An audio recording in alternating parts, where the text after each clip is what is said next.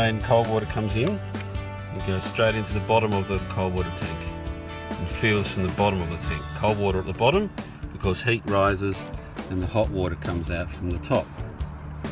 This is the outlet, and this feed here goes to this. Now this device was installed recently because by law you've got to have an intermixer which brings your water temperature down to 55 degrees.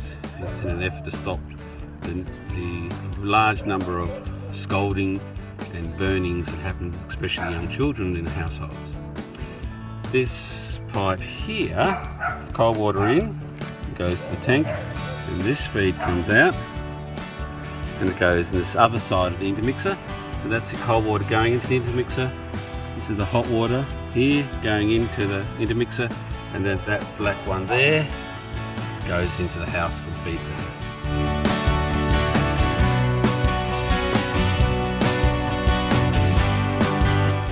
If your one-way valve has sediment in it, it tends to indicate your tank will need cleaning. This is a typical 300 litre Solahart solar hot water heater. On the one side of it you'll find a cover held in by one screw. Once you take the cover off, you'll see the sacrificial rod, the thermostat and the heating element access. Step 1 is to loosen the sacrificial rod. It will be very tight and very hard to undo, and to do it I purchased from Supercheap a 36mm socket and had to use a very long torsion bar to loosen it. This must be done while the water tank is still full of the 300 litres of water. Once your sacrificial rod is loosened, you then use your spanner to undo and take off the freshwater inlet, and that will let you drain your water tank.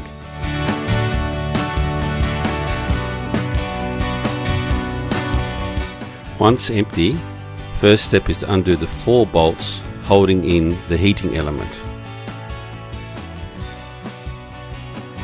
As it's been about 10 years since my heater has been serviced, this is an example of how much calcium is in the water where I live, and this explains why the electric element was no longer effective at heating the water.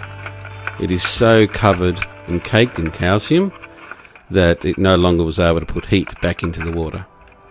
While I did consider cleaning it with vinegar or calcium remover, it was made more sense to put a whole brand new one in at a cost of $35, as I'm already going to all the trouble of cleaning and emptying my water tank and putting in a new sacrificial rod. Next was removing the 6 bolts holding the large inspection plate, and I got to have my first look at the inside of my hot water tank.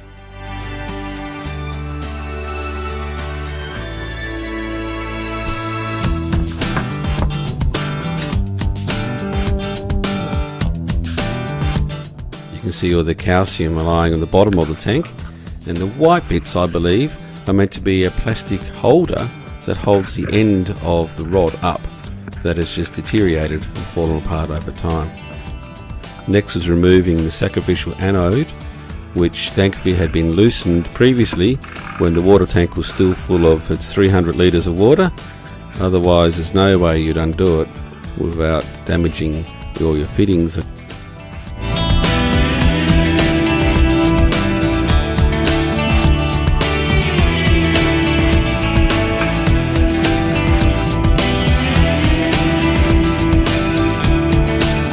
Here you can see the old and the new anode and how much corrosion has happened with the old one, which, considering how old it is not too bad.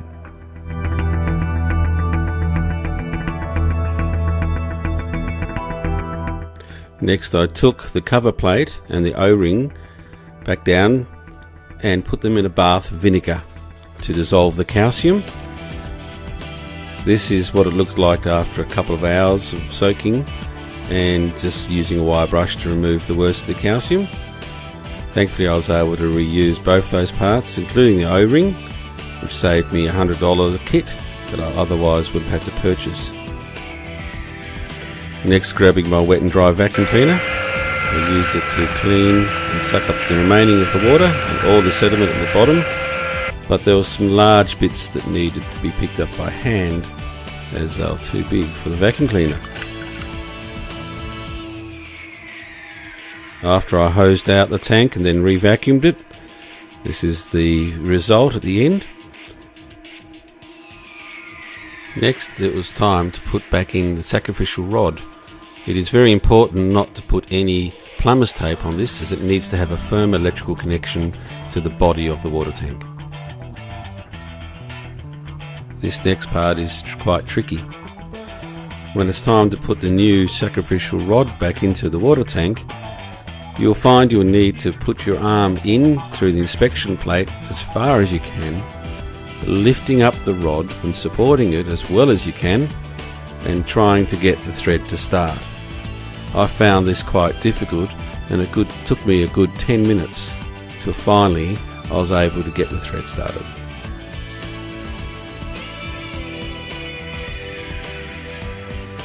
Next, it was time to put the clean plate and O-ring back in, having made sure that all of the ring there is clean and debris free.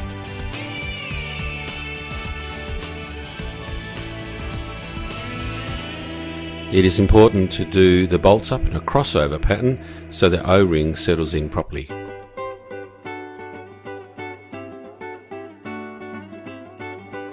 Because I've been taking photos and videos throughout this project, I was able to see which way round I had to put the heating element back in.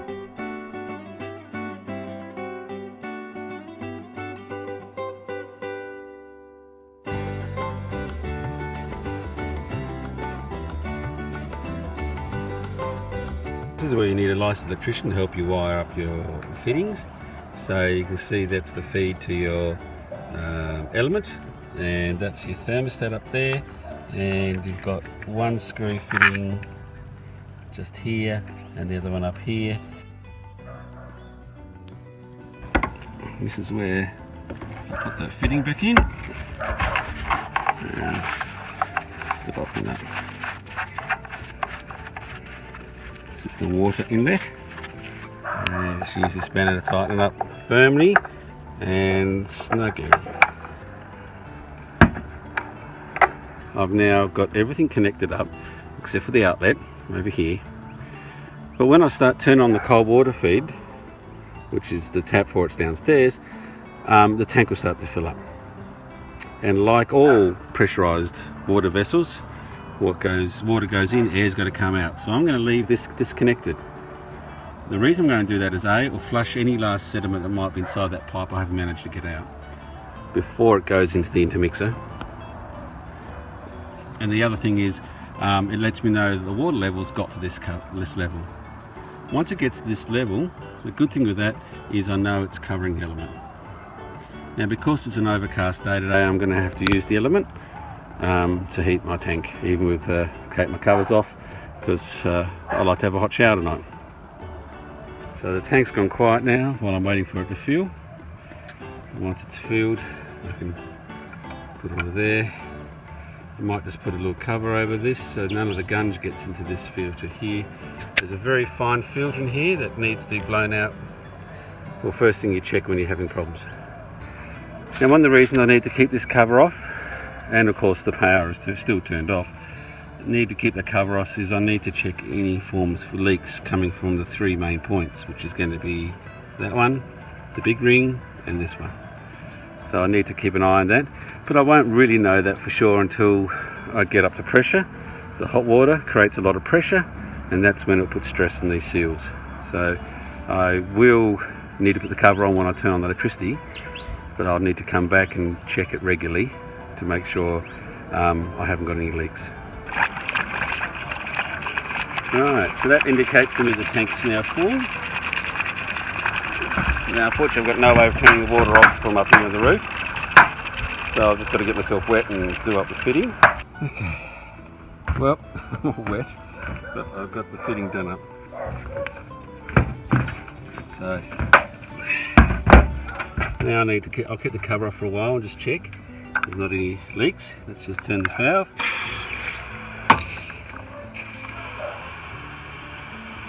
So it's flushing water through where my relief valve goes, but that's sounding good. Stop it and start it a few times. Make sure it's behaving.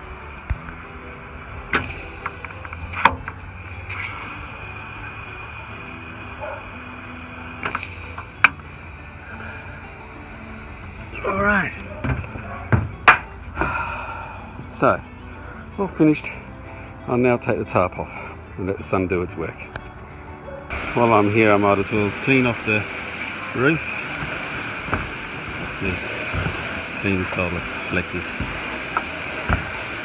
While it was a big project to do, especially as there was such a limited amount of information available, you can see by the costs I was managing to save quite a lot of money in terms of labour, having a professional plumber come in, plus I can do this in the future. Thank you for watching.